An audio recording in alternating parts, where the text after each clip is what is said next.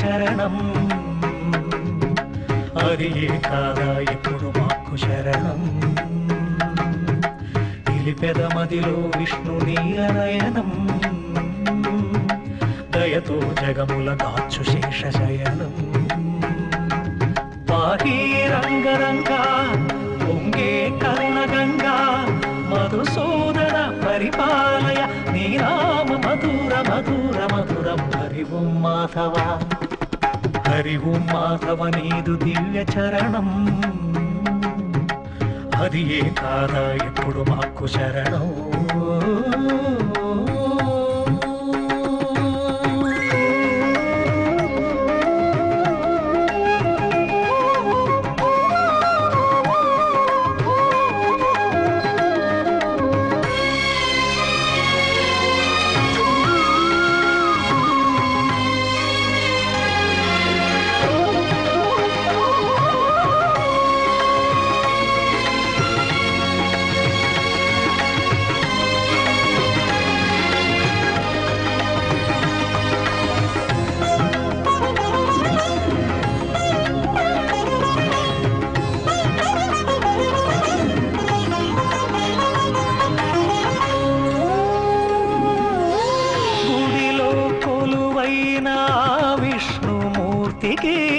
పూజలు చేసేనులే ఇంటికి వెలుగైన ఈ మాతృమూర్తికి సేవలు చేసేనులే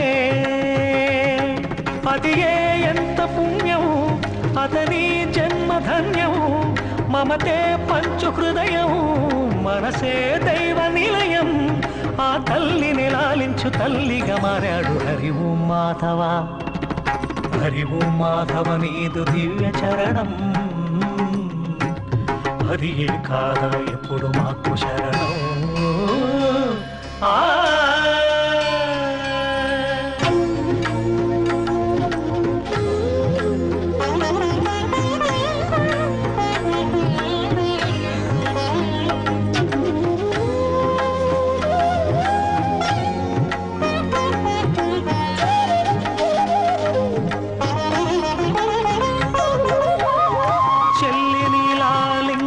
పాలించు తండ్రిగా ప్రేమను పంచేనులే తల్లిని మరపింపజేసేటి అన్నగా చెల్లిని పెంచేనులే మమతే వారి వేదం మనసే మధురనాదం ప్రేమే వారి జీవం ప్రేమే వారి దైవం ఇది అందాల బృందావనం లాంటి మొదటి మాధవ హరి ఓం మాధవ నీదు దివ్య చరణం అది ఏ కాదా ఎప్పుడు మాకు శరణం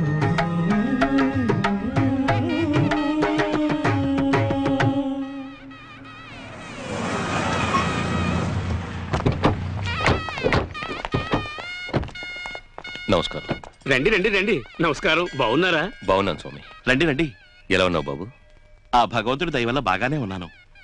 నేను పక్క ఊళ్ళో పాత ఫ్యాక్టరీ కొనుక్కున్నాను. మీరందరూ వచ్చి రేపు ఉదయం సుదర్శన హోమం జరిపించాలి. ఈ ఆలయానికి ట్రస్టీ మీరు. మీ ఫ్యాక్టరీలో విశేషం అంటే మేము జరిపించుకుంటే ఇంకెవరు జరిపిస్తారు? బేసిక్గా జరిపించేద్దాం. చాలా సంతోషం. మీరు ఈ కోవిలకి ఎంతో ఖర్చు పెట్టారు. పుణ్యకార్యాలు చేసే వాళ్ళకి పిలవకపోయినా వెళ్ళి సేవ చేయాలి అంటారు. మీరే వచ్చి పిలిచారు. అవశ్యం వస్తాం. కృష్ణాయ గోవిందాయ గోపీ జనవల్లభాయ పరాయ పరమపురుషాయ పరమాత్మనే పరకర్మ మంత్ర యంత్ర ఔషధ అస్త్రశస్త్రాణి సంహర సంహర మృత్యోర్మోదయ మోదయ. ఓం నమో భగవతే మహాసుదర్శనాయ దీప్తే జ్వాలాపరీతాయ సర్వదిక్షోపనహరాయ కటకమణే పరజ్యోతినే స్వాహా.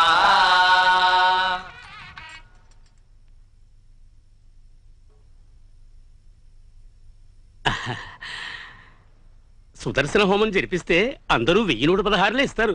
తమరు 5116 ఇచ్చారు. మీ పెద్ద మనసులాగే మీ ఫ్యాక్టరీ కూడా ఓహోని అభివృద్ధి చెందుతుంది. మీ వాక్కు నిజంగా ఫలించాలి. మేము సెలవు వెళ్ళొస్తాం. సుదర్శన హోమం ఎప్పుడో పూర్తయిందని కేశవ భట్టాచార్యులు చెప్పారు. ఎందుకు ఇన్ని రోజులు? అంతా తర్వాత చెప్తాను. కల్పన ఒకసారి ఇట్రా. ఏంటన్నయ్య ఎందుకు పిలిచావు? కంప్యూటరా? నాకా? చాలా థ్యాంక్స్ అన్నయ్య. కొండానికి బాగా ఖర్చు పెట్టినట్టు. మన ట్రస్టీ పుణ్యమూర్తి 5,001 రూపాయలు దక్షిణగా ఇచ్చారు. దాన్ని అడ్వాన్స్ గా ఇచ్చి మిగతాది ప్రతి నెల కడతానని చెప్పి కొనుక్కొచ్చేసాను. చిక్క మీద నాకు చేసే 1-2 పనులు కూడా చేయడం మానేస్తుంది. అది కూడా కలిపి నేనే చేస్తానమ్మా. దాన్ని మనం డిస్టర్బ్ చేయకూడదు. అది బాగా చదువుకొని పెద్ద ఉద్యోగం చేయాలి. ఏరా అబ్బాయి, అన్ని చెల్లాయి కోసమే చేర్చి పెడితే ఎలా? నువ్వు హాయిగా బతకాలి కదా. నీకంటూ ఏమైనా దాచిపెట్టుకున్నావా లేదా? పిన్ని గారు, గణపతి ఎలాగైతే శివుడు పార్వతి లోకాన్ని ప్రదక్షిణ చేశాడో అదే విధంగా నాకు మా అమ్మ చెల్లాయే లోకం. నేనెలా ఉండాలో ఏం జరగాలో ఆ భగవంతునే చూసుకుంటాడు. మీరు కాస్త ఊరుకుంటారు? ఎక్కడికి బాబు బయలుదేరుతున్నా? మాధవాచార్యుల వారి ప్రసంగానికి లేట్ అవుతుంది, నేను వెళ్ళొస్తాను. వస్తాను. ఈ భగవంతుడి సన్నిధికి ఎంతో మంది వస్తూ ఉంటారు. వచ్చిన వాళ్ళంతా అది కావాలి ఇది కావాలని కోరుకుంటూ ఉంటారు. కోరుకున్న వాళ్ళందరికీ భగవంతుడు వెంటనే ఇస్తున్నాడా? లేదే. మంచి మనసుతోనూ మంచి లక్ష్యంతోనూ ఏం కోరుకుంటారు ఆ కోరికని నెరవేర్చటానికి భగవంతుడు ఒక మంచి మనిషిని తనకు మారుగా పంపిస్తుంటాడు. మిగిలిన వారికి ఆ మనిషి మామూలు వ్యక్తిగా కనపడతాడు. కాని ఉపకారం పొందిన వాళ్ళకి ఆ మనిషే దేవుడు. స్వామి, ఎప్పుడూ దేవుడి గురించే ప్రసంగిస్తూ ఉంటారే, మీరు దేవుణ్ణి చూశారా? దేవుణ్ణా? నేను రోజు చూస్తూనే ఉన్నాగా. రోజు ఆయనతో మాట్లాడుతూనే ఉన్నాను.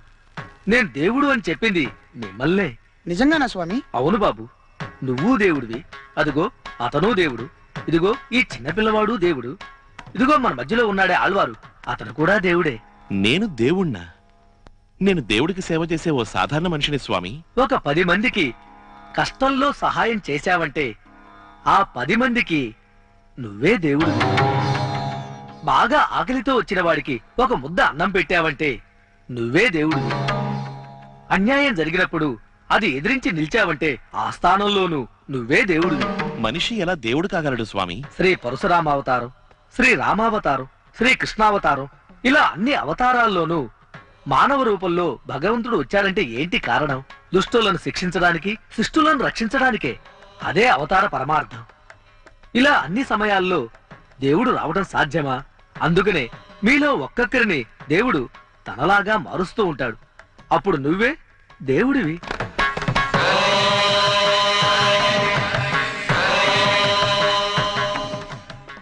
అమ్మా, మాధవాచార్యుల వారి వాళ్ళు ఏం చెప్పారో తెలుసా? ఏం చెప్పారు బాబు? అందరూ దేవుళ్ళని చెప్పారమ్మా. నేను కూడా దేవుళ్ళని చెప్పారమ్మా. ఆయన చెప్పింది నిజమే.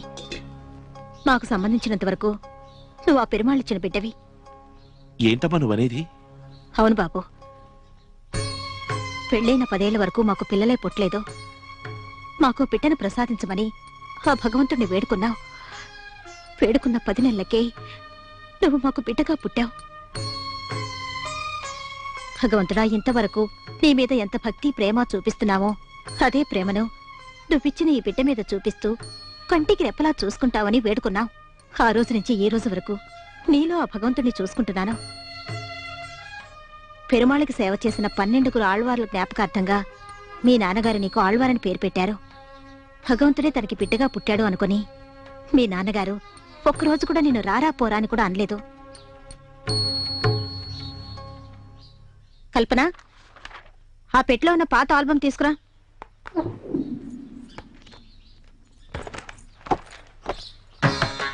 నువ్వు సంవత్సరం బిడ్డగా ఉన్నప్పుడు బాలకృష్ణుడి వేషం, 2 ఏళ్ల వయసులో విష్ణుమూర్తి వేషం, 4 ఏళ్ల వయసప్పుడు కృష్ణుడి వేషం, 6 ఏళ్ల వయసప్పుడు శ్రీరాముడి వేషం. నువ్వు ఏ దేవుడి వేషం వేసినా ఆ వేషానికి సరిగ్గా సరిపోతావు. అందరూ నిన్ను దైవాంశ సంభూతుడనేవారు. అది నిజమన్నట్టు ఆ దేవుని కటాక్షం నీకు సంపూర్ణంగా లభించింది.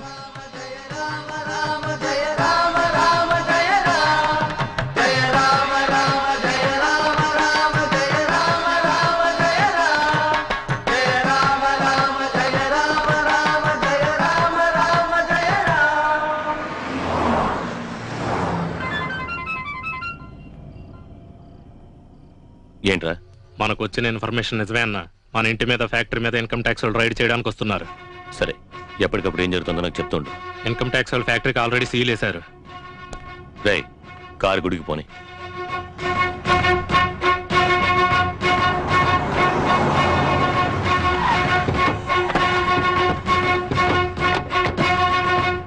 రండి రండి. మీరేమిటి ఈ సమయంలో వచ్చారు? ఒకసారి దేవుని చూడాలనిపించింది. కానీ ఏకాంత సేవ కూడా పూర్తయిపోయింది. ఇక ఉదయం సుప్రభాత సేవకే గుడి తలుపులు తెరవాలి.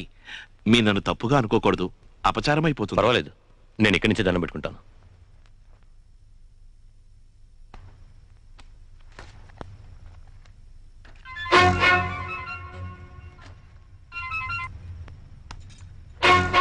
చెప్పు. ఆ ఇన్కమ్ ట్యాక్స్ వాళ్ళు మన బ్యాంక్ అకౌంట్ కూడా లాక్ చేశారు. సరే వదిలే, డబ్బు అయినా మిగిలింది. అన్నా, అందులోనూ ఓ ప్రాబ్లం ఉంది. ఏంటో అది? మన కారులో డబ్బున్న విషయం, మన కారు నెంబరు కాటన్ ఫ్యాక్టరీ మూర్తి వాళ్ళకి చెప్పేశాడు. రేయ్, ఆ మూర్తిని లేపేండి రా.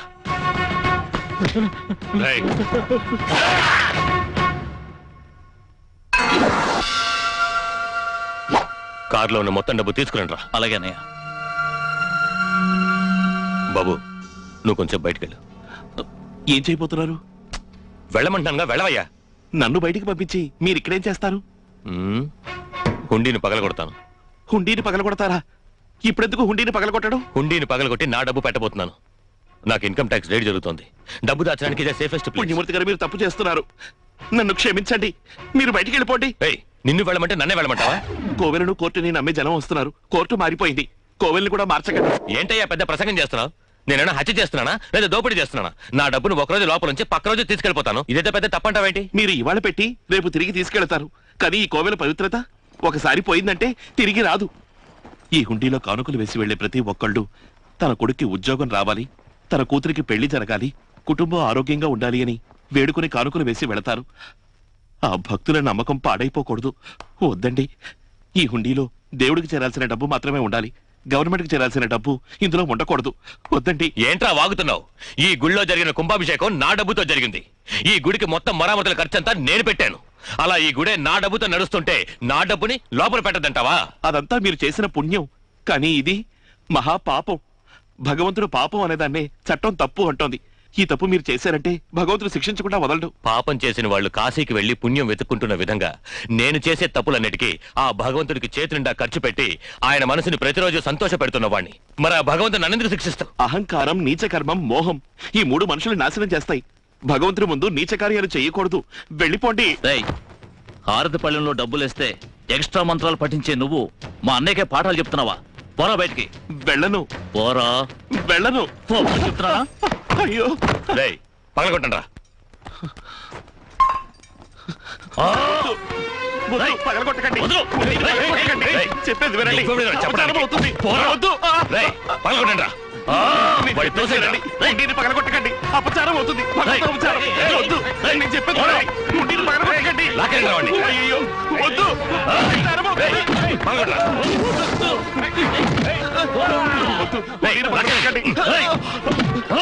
వద్దు, వదిలేండి. పగలగొట్టకండి, భగవత్ అపచారం అవుతుంది.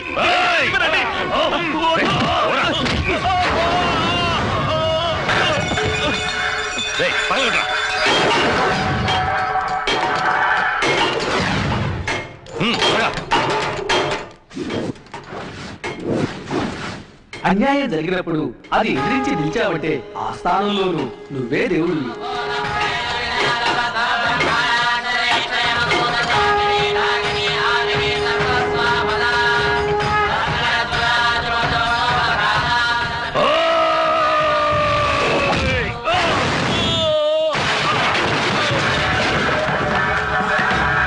ఏమిటి అలా చూస్తున్నారు?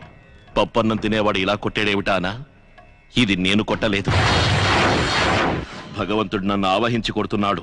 వెళ్ళిపోండి, నాకు పూనకం వస్తోంది. వెళ్ళిపోండి.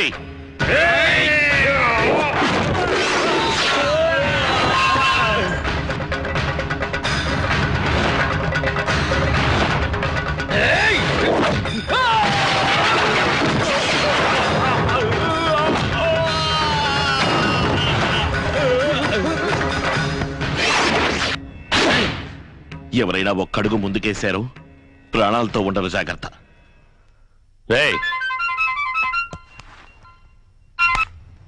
హలో.